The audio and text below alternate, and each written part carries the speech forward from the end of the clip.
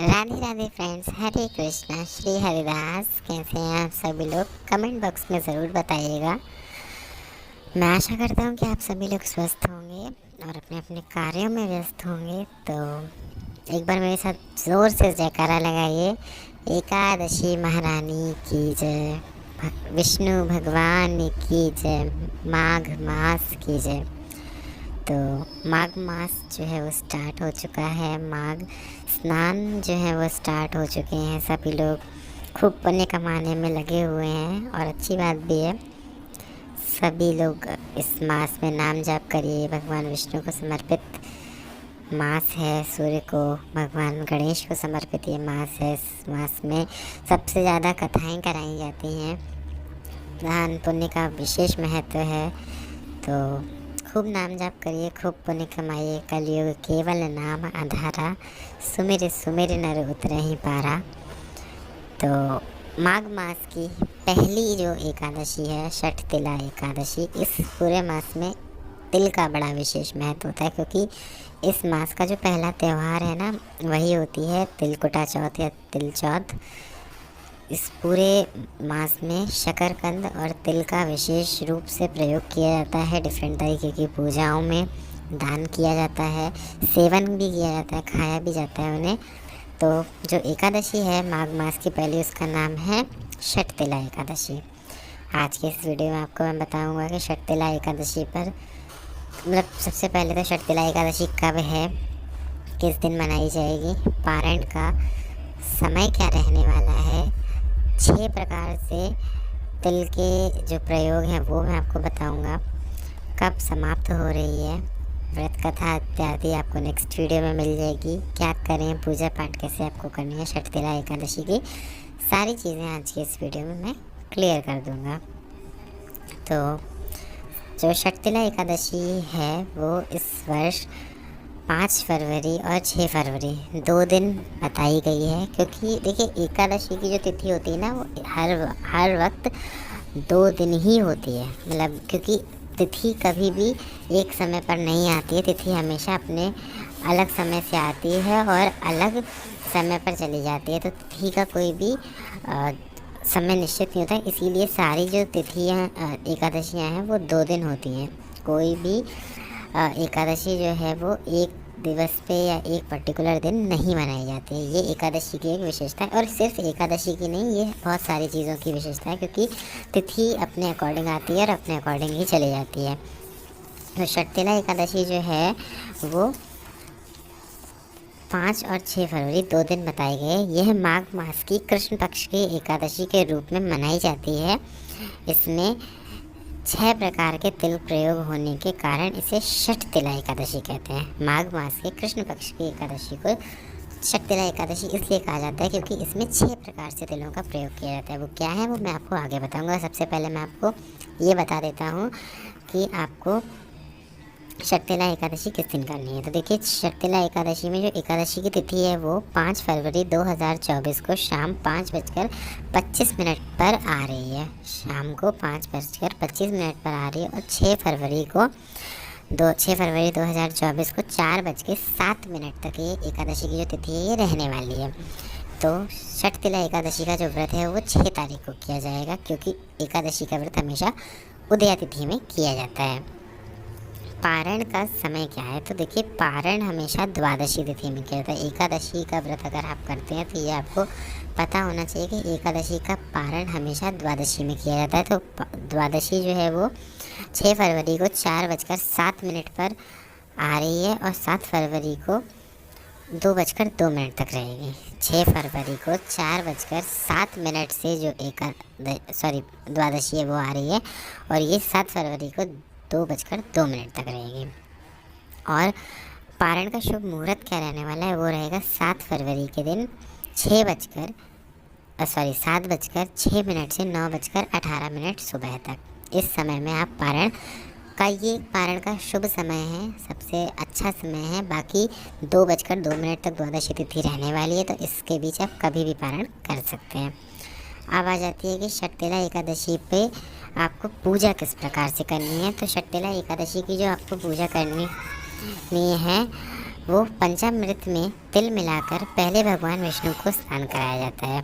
फिर तिल मिश्रित भोजन खाएं और ब्राह्मणों को भी आपको तिल मिश्रित भोजन खिलाना चाहिए। दिन में आपको हरिनाम का कीर्तन करना चाहिए और रात के समय में भगवान विष्णु की प्रतिमा के सामने ही सोना चाहिए यदि आप सो रहे हैं, अदरवाइज़ आप रात्रि जागरण भी कर सकते हैं।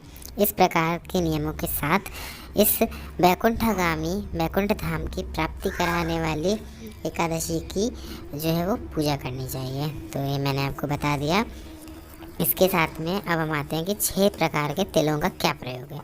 तो सबसे पहला जो प्रयोग आता है वो स्नान। आपको तिल से ही स्नान करना है।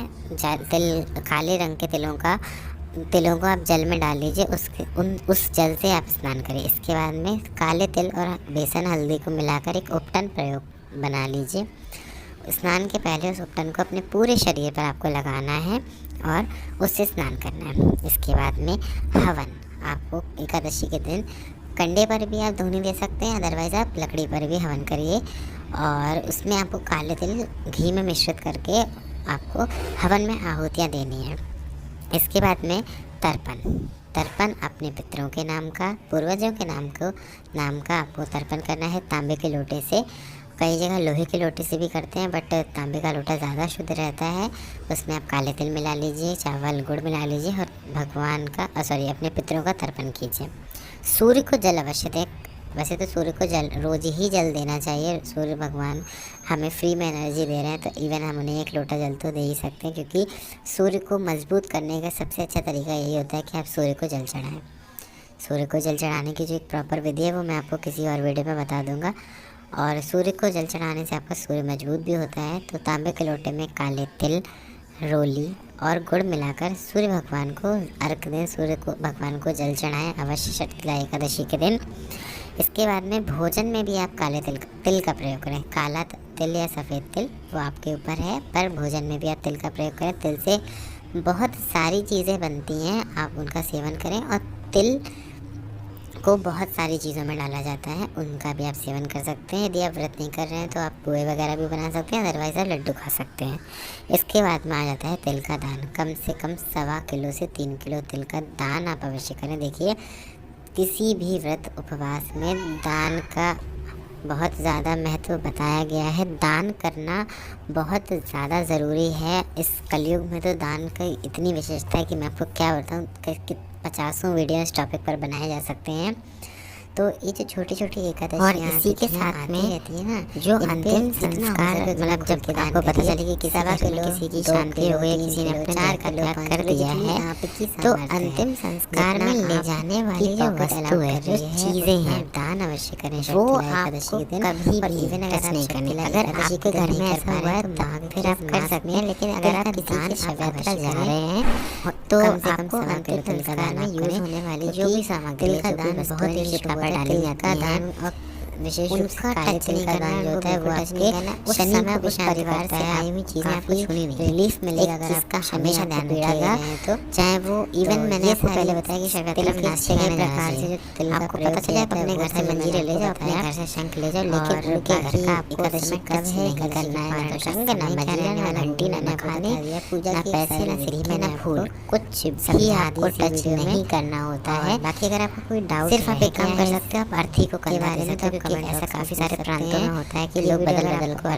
बदल के अर्थी को कंधा देते हैं। वो आप चैनल पे अगर आप सब्सक्राइब जरूर कर लीजिएगा और लाइक टच नहीं करना बिल्कुल मत भूलिए, क्योंकि अगर आप एक जरिया जिससे पता चलता है कि जो ज्ञान संस्कार में वीडियो में इस्तेमाल होने वाली सामग्री को कैसे लग रहे हैं, वो मेरे इंसान वो मुझमें क्या कमी है अभी वो ज़रूर बताइएगा। तो में जाना पड़ता है। आप गरुड़ा की वीडियो अपनी फ्रेंड के साथ जो शेयर करिएगा, उन्हें भी अवेयर कर दीजिए कि एकादशी भी टच नहीं करना है। हर चीज़ कवर की है अपनी श्रद्धा के अनुसार, फिर मैंने छोड़ा कुछ भी नहीं है देखा जाए। और एक बात मैं आपको बताऊँ, अच्छा लगा हो तो लाइक करिएगा। बहुत सारे लोग अगर आप पहली बार आए तो सब्सक्राइब नहीं सम्मिलित मत भूलिएगा और आगे आने वाले वीडियोस के लिए जुड़े रहिएगा की पूर्ति करा रहे हैं। हरे कृष्ण। आप देख रहे हैं कोई शव यात्रा जा रही है, कोई शव ले जाया जा रहा है, आप अपने स्थान पर कुछ भी काम कर रहे हो वहीं खड़े होकर 1 सेकंड के लिए हाथ जोड़कर उन्हें नमन करें।